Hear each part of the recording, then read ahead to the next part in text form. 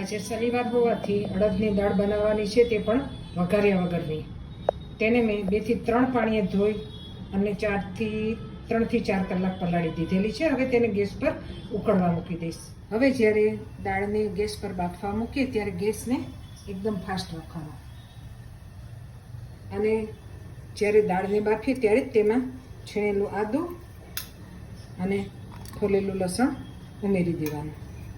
1 કે 2 ઉભરા આવે દાળના, ત્યારબાદ જ કુકરનું ઢાંકણું બંધ કરવાનું, નહીંતર ફોતરાવાળી દાળ હોવાથી ઉભરાશે અને બહાર આવશે.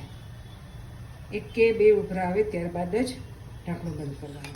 આપણી ચૂલે મૂકેલી દાળ સરસ મજાની ઉકળે છે.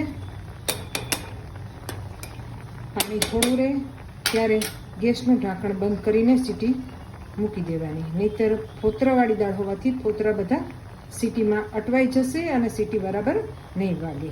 ધીમા તાપે દાળને ઉકાળી લેવાની, બાફી લેવાની.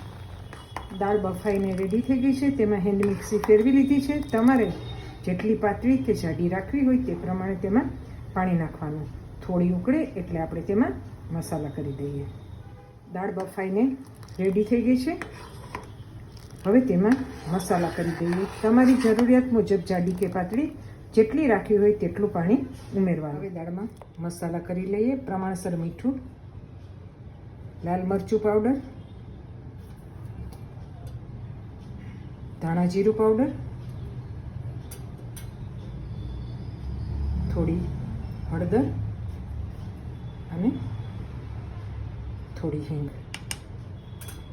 આટલા મસાલા નાખી બરાબર મિક્સ કરીને દાળને ઉકળવા દેવાની. ઉકળીને એકરસ થઈ જાય ત્યારબાદ તેને ખાવાના કામમાં લેવાની. થોડા લીમડાના પાન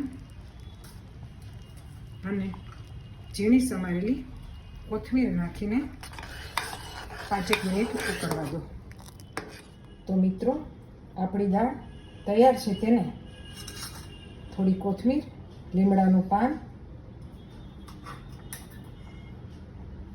અને માખણ સાથે ગરમા ગરમ બાજરીના રોટલા સાથે પીરસી દો. Thank you. ફરી મળીશું નવા વિડીયો સાથે.